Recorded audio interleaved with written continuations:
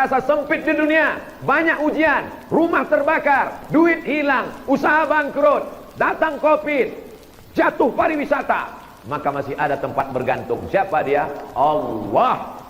Sekarang banyak orang bergantung kepada usaha, usahanya tumbang, Allahnya hilang. Kemana dia pergi? Narkoba, sakau, hilang kepercayaan diri. Dulu waktu masih ada jabatan kekuasaan, bangga, berjalan membusungkan dada, mendongak ke atas, hidungnya pesek, gerimis masuk ke hidung. Setelah jabatan hilang, kena penyakit post power syndrome. Dulu pintu dibukakan orang, ada supir, ada staf pribadi, pembantu di rumah sampai 10. Satu pembantu khusus memasakkan air panas, satu pembantu khusus untuk mengorekkan telinga. Makin kan banyak duitnya. Sekarang nyetir sendiri, tak dimuliakan orang, down, stroke, stres, depresi. Tidak langsung mati Pak, setengah mati. Azab sebelum azab neraka, azab sebelum azab kubur. Tapi orang beriman dia biasa-biasa saja. Kalau dia tinggi di atas, dia tidak sombong. Ini adalah ujian dari Allah Subhanahu wa taala. Kalau dia berdiri di bawah, dia tidak bersedih. Ini juga ujian dari Allah Subhanahu wa taala. Seperti orang Wakatobi, yang di atas tidak sombong, yang di bawah pun tidak berduka cita. Cobalah lihat, mereka di bawah, di luar berdiri, tapi tetap tersenyum. Kalau yang di atas ini tersenyum, maklum tempatnya tinggi, Jannatul Firdaus. Tapi yang di luar tidak dapat tempat duduk, berdiri, bisa tersenyum. Kenapa? Karena dia menganggap mau di atas, mau di bawah, sama-sama ujian dari Allah Subhanahu wa taala. Apa kata mereka yang di luar? Kalian boleh di atas, tapi aku lebih cepat pulang duluan. Saudara yang dimuliakan Allah Subhanahu wa taala, in tamsaskum hasanatun tasuhum. Ada orang-orang yang pikirannya sempit. Kalau kamu dapat nikmat, kalau rumahmu besar, kalau duitmu banyak, kalau mobilmu mewah, tasuhum, dia susah hati. Makanya foto saya selama di Wakatobi jangan di-share, karena saya naik mobil mahal. Itu kalau di-share foto saya selama di Wakatobi naik mobil mewah, itu banyak yang mencret, banyak yang kumat darah tingginya. Melihat Abdul Somad naik mobil mewah, di mana? Wakatobi. Dia tak tahu itu punya panitia. Panitia pun tak minjam kemana. Wa in tusibukum sayyi'atun yafrahu biha. Ada jenis manusia ini, kalau kamu dapat musibah, dia senangnya bukan main. Jumpa di bank, sama-sama mau nyetor. Nyetor apa? ONH, ongkos naik haji. Mau berangkat haji ya? Iya. Siapa yang mau berangkat? Saya. Terus istri saya, lagi anak saya, terus mertua saya. Mati langsung. Si Anu jadi berangkat haji kemarin yang nyetor itu, ya udah koma di rumah sakit ICU. Jadi si Anu kemarin yang berangkat, tidak jadi berangkat karena Covid, sehat lagi dia. Betapa busuk hati. Saudara yang dimuliakan Allah Subhanahu wa taala, tapi orang Wakatobi ikut senang melihat kesenangan Abdul Somad. Mana buktinya? Mereka semua tersenyum. Mana buktinya? Dari mulai masjid subuh kemarin, pergi saya ke pasar, pergi saya ke pelabuhan, pergi saya ke tepi pantai, semua yang saya lihat ketemu dengan saya melambaikan tangan. Kenapa mereka melambaikan tangan? Karena senyumnya tak bisa saya lihat di balik masker.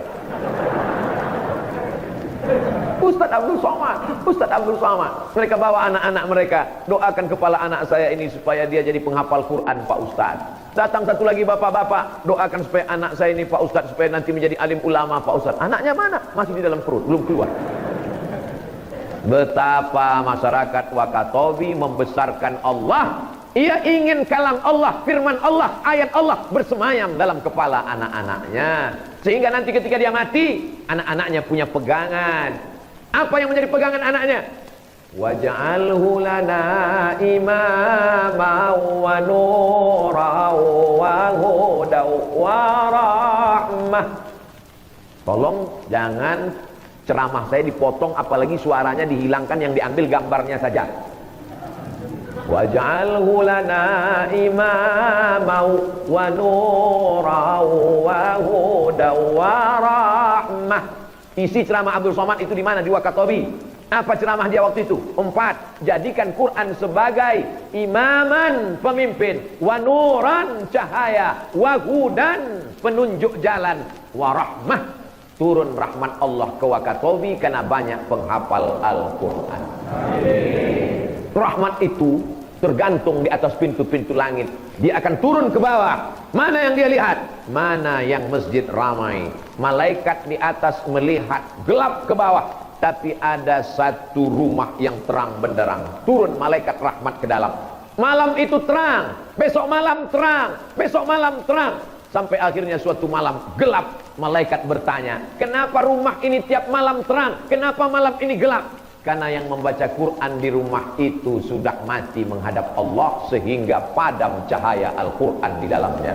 Tapi ada satu rumah sampai hari kiamat tetap terang. Kenapa? Kemarin kakeknya, datuknya meninggal, anaknya melanjutkan, meninggal, cucunya melanjutkan. Anak-anak kecil dibawa sholat subuh berjamaah. Kecil, bersembunyi di balik tiang. Kecil, berada di depan. Mereka inilah yang akan menolong agama Allah. 2050 sebagian kita ini sudah mati menghadap Allah Subhanahu wa ta'ala. Bapak pikir bapak masih hidup 2050? Ibu pikir ibu masih hidup 2050? Saya masih. Ajal kita tidak tahu entah kapan. Tapi andai Abdul Somad kembali ke Pekanbaru, mati meninggal dunia, saya tak bersedih. Kenapa? Anak-anak kecil ini yang akan meramaikan sholat berjamaah. Kalau masih ada anak kecil sholat subuh berjamaah di masjid, insya Allah Masjid Wakatobi masih tetap berkumandang azan walaupun sampai 2100, 2200. Tapi dari sekarang kita didik mereka. Maulid Nabi, Isra Mi'raj, Nuzul Quran, malam tahun baru hijrah, buat acara pengajian tablik akbar. Setelah pengajian tablik akbar nanti, jangan pulang dulu. Jamaah sudah menduga pasti ada makan-makan. Karena akan ada pengumuman berdasarkan keputusan Dewan Juri, musabaqah tilawatil azan, musabaqah imam, musabaqah khatib. Maka dia siap untuk maju ke depan. Lomba azan. Juara 1, juara 2, juara 3. Itulah yang azan mengumandangkan, memanggil umat untuk datang meramaikan masjid. Jangan lagi muazin yang tahun 70. Itu juga lagi yang azan. Dari sejak kakek kita dia azan sampai Allah. Kita sangka mic-nya rusak. Dia tidak salah, sikit pun dia tak salah. Tapi kita tidak mengganti, tidak melakukan regenerasi. Tapi alhamdulillah, beberapa hari saya di Wakatobi, saya dengar azannya mantap-mantap. Kemarin saya dengar azan, hebat sekali, rupanya handphone. Azan yang asli mantap juga. Bapak Ibu yang dimuliakan Allah Subhanahu wa taala, yang pertama yang paling penting ditanamkan ke dalam anak-anak kita adalah akidah bahwa tidak akan dapat nikmat kecuali karena Allah. Kalau dia kena musibah, iyam saskallahu bidurrin, kalau kau kena musibah, fala kashifalahu illahu, tidak ada yang bisa menghilangkan musibah dari dirimu kecuali Allah. Dia tidak akan pergi ke dukun, dia tidak akan minta ke pokok kayu, dia tidak akan menyembah hutan belantara, dia hanya meminta kepada Allah. 17 kali kita ajarkan dia mengatakan iyyaka na'budu wa iyyaka nasta'in. Sekarang banyak orang, dia tahu, dulu bapak saya kalau dalam masalah dia pergi ke dukun, dulu mak saya kalau dalam masalah dia pergi ke dukun. Mati kita, dia telepon nomor dukun. Dari mana? Di handphone. Di handphone bapaknya pas dicek, dukun 1, dukun 2, dukun 3, dukun 4. Assalamualaikum Pak Dukun. Waalaikumsalam. Saya anaknya si Anu kemarin. Iya, bapakmu sering kesini memang. Nomornya masih saya simpan, kata Pak Dukun. Saya pun punya masalah juga. Silakan datang. Apa masalahmu? Ini, kata Pak Dukun, masalahku lebih parah dari masalah kau lagi. Saudara yang dimuliakan Allah Subhanahu wa taala. Man ataka hinan, siapa yang datang ke dukun, fasaddaqahu bima yaqul, percaya pada ucapan dukun, ikut pada instruksi dukun, falam tuqbal lahu salatun arba'ina lailah, tak diterima salatnya 40 hari 40 malam. Saya yakin dan percaya kalau video ini diupload, banyak dukun-dukun yang marah dan menyantet saya. Dicarinya video saya, diambilnya foto saya, dimintanya jin segala jin, hantu segala hantu, bunuh Abdul Somad. Tapi dukun-dukun itu doanya tidak mempan. Kenapa? Karena jamaah Wakatobi doanya lebih kuat membela Abdul Somad. Berlaga antara doa orang Wakatobi dengan permintaan jin ifrit, jin hantu, jin setan, nyi blorong, sundel bolong. Kira-kira doa siapa yang dikabulkan Allah? Doa jin kafir atau doa orang Wakatobi? Doa orang Wakatobi dikabulkan Allah Subhanahu wa taala. Jadi Abdul Somad hari ini sampai detik ini tidak mempan disantet bukan karena amal Abdul Somad, bukan karena zikir Abdul Somad, tapi karena doa orang-orang soleh yang ada di hadapan saya ini. Itulah keyakinan yang ada dalam diri saya. Saya langkahkan kaki dari Pekanbaru Riau. Bismillahi tawakkaltu ala Allah.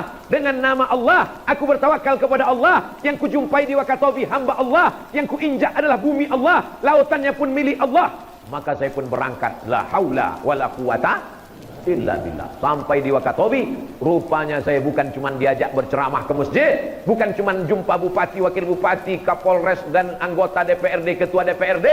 Saya diajak berjumpa dengan penghuni laut. Dibawa saya ke tengah laut. Ustaz Somad, kami akan menunjukkan bagaimana indahnya alam Wakatobi. Loh, saya kan sudah melihat bagaimana cantiknya hijau pohon kelapa, bagaimana di atas batu karang bisa tumbuh pohon beringin. Apalagi yang mau dilihat? Ustaz baru melihat keindahan Wakatobi di atas tanah. Yang di dalam laut Ustaz belum melihat. Ustaz mau kami tunjukkan? Mau bilang takut malu? No? Maka dikasihlah instruksi. Nanti Ustaz kalau masuk ke dalam bernafasnya jangan pakai hidung, tapi pakai mulut. Tarik pelan, hembuskan pelan. Nanti kalau airnya tiba-tiba masuk ke kacamata, maka tarik ke atas, hembus. Kelihatan muka Ustaz sudah mulai pucat. Masyarakat Wakatobi mau menunjukkan inna fi khalqis samawati, dalam penciptaan langit, wal ardi, penciptaan bumi, penciptaan laut, bagaimana batu karang, bagaimana ikan-ikan, waqtilafil laili wan nahar, perputaran siang dan malam, la ayat. Di situ semua ada tanda-tanda kebesaran Allah. Masya Allah. Terima kasih banyak kepada orang Wakatobi yang selama ini Abdul Somad melihat tanda-tanda kebesaran Allah. Cukup mendongakkan kepala ke atas langit, nampaknya bintang ke bintang. Masya Allah, tabarakallah, subhanallah, Allahu Akbar. Selama ini kau hanya melihat ke atas Abdul Somad. Di Wakatobi kami akan tunjukkan kepada engkau tanda-tanda kebesaran Allah. Kau tidak melihat ke atas, tapi kau melihat ke bawah.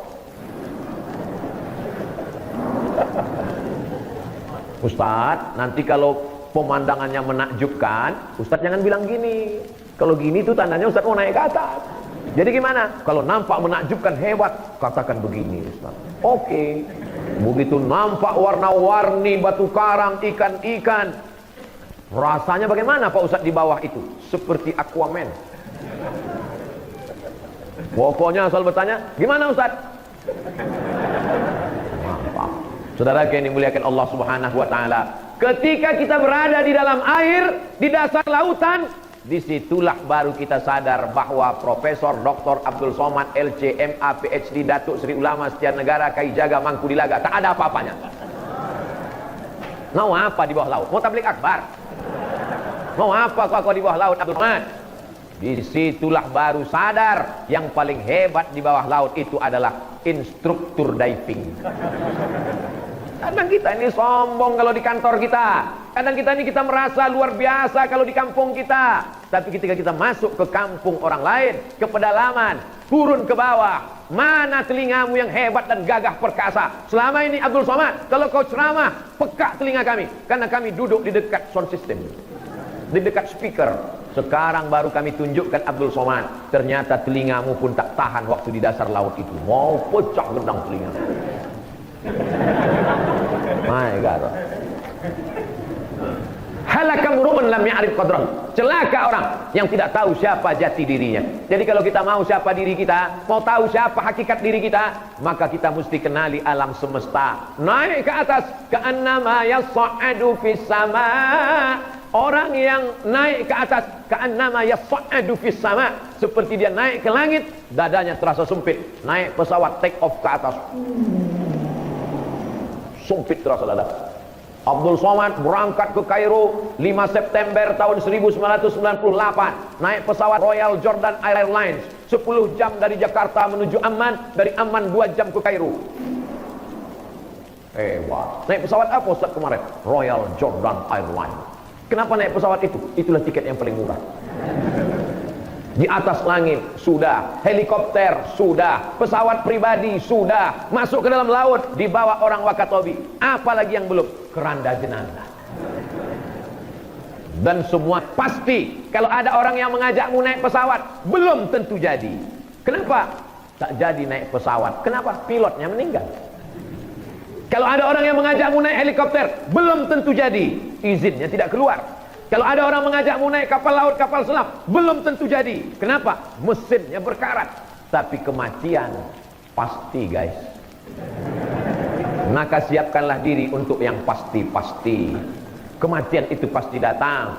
Siapa saja yang berkeyakinan bahwa hidup itu ada, maka pasangan hidup adalah mati.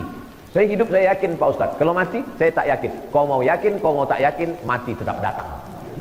Berapa banyak orang tak yakin mati. Michael Jackson sudah menyiapkan satu kotak tabung hampa udara. Dia mau masuk ke dalam untuk kekal abadi. Mati. Fir'aun menyiapkan tempat yang hebat.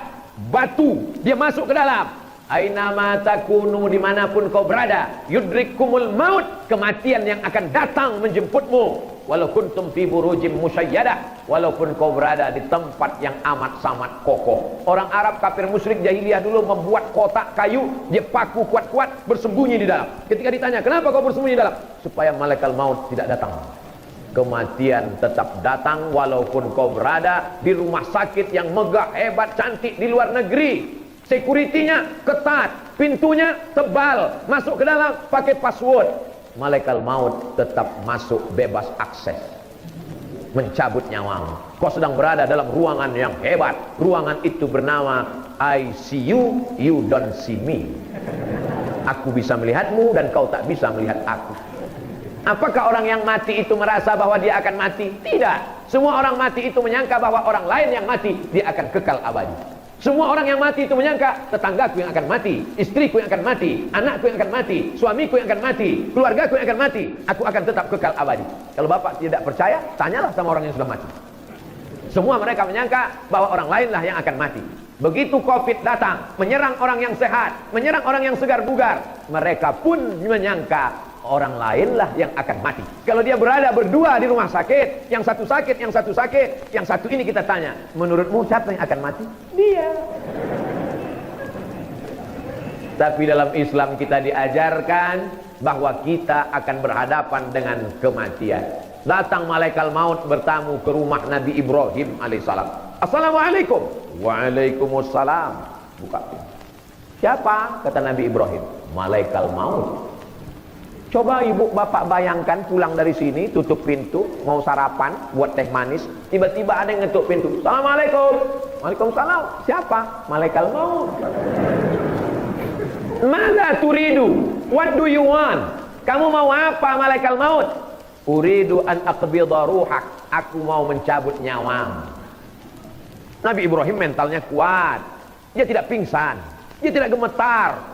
Kita, jangankan jumpa malaikat maut, jumpa tukang kredit aja pingsan. Kau mau apa? Aku mau mencabut nyawamu. Hal yaqbidu khalilun khalilahu? Apakah ada kekasih yang sanggup mencabut nyawa kekasihnya? Nabi Ibrahim Khalilullah, kekasih Allah. Nabi Muhammad Habibullah, kesayangan Allah. Adakah kekasih yang mau mencabut nyawa kekasihnya? Dijawab sama malaikat maut. Hal yakrahu khalilun khalilahu? Adakah kekasih yang tak suka berjumpa dengan kekasihnya? Maka sesungguhnya orang kalau kasih sayang dengan Allah, dia rindu dengan kematian itu. Tapi jangan gara-gara ini lantas nanti keluar rumah tidak pakai helm. Ditanya sama istri, abang nggak pakai helm keluar rumah? Apakah ada kekasih yang takut berjumpa dengan kekasih? Bukan masalah mati bang, aku takut kau kena tilang. Kita tetap disuruh berusaha, berikhtiar. Masalah mati urusan Allah. Kita hanya disuruh untuk mempersiapkan apa setelah kematian. Ini banyak sekali sekarang orang setelah ngaji, saya siap mati Pak Ustaz, saya siap mati Pak Ustaz. Semua orang siap tak siap tetap mati. Yang jadi masalah setelah mati kau bawa apa?